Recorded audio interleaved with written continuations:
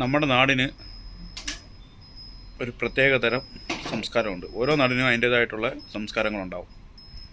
ഏത് നാടാണോ ആ നാട് അതിൻ്റേതായിട്ടുള്ള സംസ്കാരത്തിൽ ഊന്നി നിൽക്കുമ്പോഴാണ് ആ സംസ്കാരം മറ്റ് രാഷ്ട്രങ്ങളോ മറ്റ് വ്യക്തികളോ അതിനെ നല്ലതെന്ന് പറയുന്നതും ഇല്ല അതിനെ ഫോളോ ചെയ്യുന്നതും. പാശ്ചാത്യരിൽ നിന്നും അവരെ നമ്മുടെ നാട്ടിൽ നിന്നും പടിയിറക്കിയിട്ട് വീണ്ടും അവരുടെ പാശ്ചാത്യ സംസ്കാരത്തെ കൂടുതലും അനുകരിക്കാൻ നോക്കുന്നതിൻ്റെ ഫലമായിട്ടാണ് ഇന്ന് നമ്മുടെ നാട്ടിൽ നടക്കുന്ന സകലവിധ തോന്നിവാസങ്ങൾക്കും കാരണം. നമ്മൾ നമ്മുടേതായിട്ടുള്ള സംസ്കാരവുമായി ബന്ധപ്പെട്ട് വിദ്യാർത്ഥികളെ ചെറുതിലെ വളർന്നു വരുമ്പോഴേ നമ്മൾ പഠിപ്പിച്ച് ബോധവാന്മാരാക്കി കഴിഞ്ഞാൽ അവർക്ക് നാടിനോടുള്ള ഒരു കൂറ് എന്തുവാണെന്ന്, നമ്മളെ ജീവിതം ഇല്ലേ നമ്മുടെ ജീവിതം കൊണ്ട് എന്താണ് അർത്ഥമാക്കുന്നതെന്ന് കുട്ടികൾക്ക് മനസ്സിലാവും. ഇല്ലേ അത് മനസ്സിലാക്കി പഠിപ്പിച്ചെടുക്കാനുള്ള സംസ്കാരം ഓരോ മാതാപിതാക്കൾക്കും ഉണ്ട്. സമൂഹത്തിലിറങ്ങി മറ്റൊരു വ്യക്തിയെടുത്ത് ഇല്ലേ നമുക്ക് ബഹുമാനം കൊടുക്കേണ്ടുന്ന ഇടങ്ങളിൽ ബഹുമാനം കൊടുത്ത് തന്നെ വളരണമെന്ന് പറഞ്ഞു കൊടുക്കാത്തതിൻ്റെ ഒരു ദുശീലമായിട്ടാണ് ഇന്നലെ പാലക്കാട് അധ്യാപകന് നേരെ ഒരു വിദ്യാർത്ഥി മോശമായ രീതിയിലുള്ള സംസാരങ്ങൾ സംസാരിക്കേണ്ടതായിട്ടുള്ള അവസ്ഥ വന്നത്. ഓരോ കാലഘട്ടത്തിലും ഓരോ വ്യക്തികൾ ഓരോ പുതിയ പുതിയ നിയമങ്ങളുമുണ്ട്. ആ ഓരോ പുതിയ നിയമങ്ങളും പിൽക്കാലങ്ങളിൽ വരും തലമുറ എല്ലാ വിധത്തിലും ഓരോ നിയമങ്ങളെയും എങ്ങനെ നശിപ്പിക്കാമെന്ന് കരുതി ചിന്തിച്ചുകൊണ്ട് പ്രവർത്തിക്കുന്ന ഒരു കൂട്ടം സമൂഹമാണ് നമ്മുടെ നാട്ടിൽ വളർന്നു വന്നുകൊണ്ടിരിക്കുന്നത്. അത്തരത്തിലുള്ള ആളുകളെ പൂർണ്ണമായിട്ടും തടയിടാനുള്ള ഒരു നിയമം കൂടി കൊണ്ടുവരുന്നത് നല്ലതാണ്. ഒരു രാഷ്ട്രീയ പാർട്ടിയുടെ കൊടിയോ ഇല്ലേ അവൻ്റെ കൊടിമരമോ തോരണമോ എന്ത് തന്നെ ആയാലും ഒന്ന് നശിപ്പിക്കുകയോ ചോദ്യം ചെയ്യുകയോ അങ്ങനെ എന്ത് കാര്യം ചെയ്തു കഴിഞ്ഞാലും അതിനെതിരെ പ്രവർത്തിക്കുവാനും സംഘടിക്കുവാനുമായിട്ട് ഒരു കൂട്ടം സമൂഹങ്ങൾ രാഷ്ട്രീയ പാർട്ടികളുടെ ഇടയിലുണ്ട്. പക്ഷേ ഇത്തരത്തിലുള്ള അധ്യാപക സംഘടനകൾ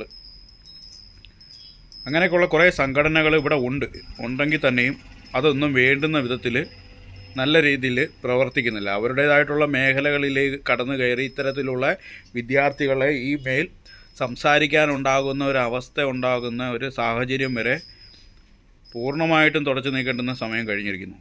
വിദ്യാർത്ഥികളാണ്, അധ്യാപകരാണ്. അവർ ശമ്പളം വാങ്ങിയിട്ട് ആ ജോലി ചെയ്യുന്നതെന്നുള്ള കണക്കുകൂട്ടലിലാണ് ഇന്നാളെ ഒരു രാഷ്ട്രീയ പാർട്ടിയുടെ ഒരു നേതാവെന്ന് വേണമെങ്കിൽ പറയാം പുള്ളിക്കാരൻ സംസാരിച്ചേക്കുന്നത്.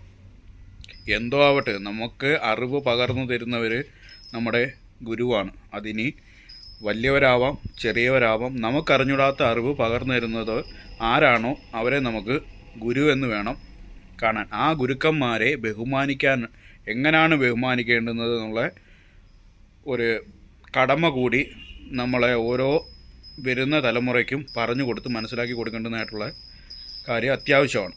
അപ്പം ഈ ഒരു വക കാര്യങ്ങൾ നമ്മുടെ സമൂഹത്തിനോട് നമ്മൾ പൂർണ്ണമായിട്ടും ആളുകളെല്ലാം അവനവൻ്റെ ഒരു ന്യൂക്ലിയർ ഫാമിലി അവനവനിൽ തന്നെ ഒതുങ്ങി ഞാൻ ആരെയെ പേടിക്കുന്നത്, ഞാൻ എന്ത് ചെയ്താൽ എന്താ, ഞാൻ അധ്വാനിക്കുന്നു, എൻ്റെ കാശ് കൊണ്ട് ഞാൻ ജീവിക്കുന്നു, ആ രീതിയിലേക്കുള്ള ഒരു ധാർഷ്ട്യ മനോഭാവത്തോടെ സമൂഹത്തിനോട് യാതൊരു പ്രതിബദ്ധതയില്ലാതെ എന്തും കാണിച്ചു കൂട്ടാം, എന്തും പറയാം, എന്തും ചെയ്യാം എന്നുള്ള ഒരു നിലയിലേക്കാണ് നമ്മൾ പോയിക്കൊണ്ടിരിക്കുന്നത്. ആ ഒരു പോക്ക് പൂർണ്ണമായിട്ടും ഇനിയെങ്കിലും വളർന്നു വരുന്ന കുട്ടികളെ മനസ്സിലാക്കി ബഹുമാനിക്കേണ്ടുന്നവരെ ബഹുമാനിച്ച് മുന്നോട്ട് പോകാനുള്ള നമ്മുടെ നല്ല സംസ്കാരത്തെ വീണ്ടും ഓരോ കുടുംബവും ഓരോ അച്ഛനമ്മമാരും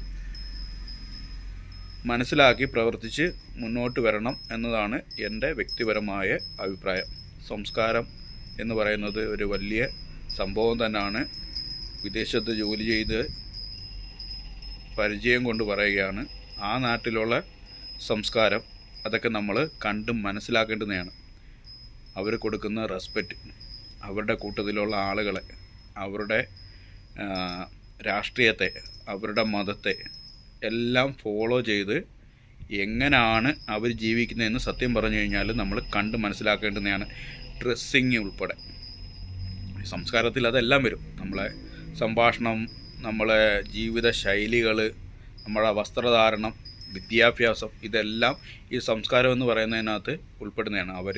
അവരുടെ സംസ്കാരം എങ്ങനായിരുന്നോ അതങ്ങനെ തന്നെ ഫോളോ ചെയ്ത് അതിനെ കൂടുതൽ മികവുറ്റതാക്കിയാണ് അവരൊക്കെ മുന്നോട്ട് ആ ഒരു സംസ്കാരത്തെ കൊണ്ടുപോകുന്നത്. ഇതുമായി ബന്ധപ്പെട്ട് വേറൊരു വീഡിയോ ഞാൻ ഉടനെ ഇടാം. ഏതായാലും ആ ഒരു വിഷയം കണ്ടപ്പോൾ എനിക്ക് വല്ലാണ്ട് ഒരു സങ്കടം തോന്നി. കാരണം വേറൊന്നുമല്ല, കുറേ നാൾ കുറച്ച് പിള്ളേരെ ഞാനും പഠിപ്പിച്ചിട്ടുള്ളതാണ്. ഇത്തരത്തിലുള്ള ഒരു പ്രവൃത്തികളും ഇനിയുള്ള ഒരു കുഞ്ഞുങ്ങൾക്കും അധ്യാപകരെ നോക്കി സംസാരിക്കാനുള്ള വരുത്തരുത്. അങ്ങനെ വേണം നമ്മൾ പിള്ളേരെ കൈകാര്യം ചെയ്ത് കൊണ്ടുപോവാൻ. അധ്യാപകരും ശ്രദ്ധിക്കണം, മാതാപിതാക്കളും ശ്രദ്ധിക്കണം, സമൂഹവും ശ്രദ്ധിക്കണം. നമസ്കാരം.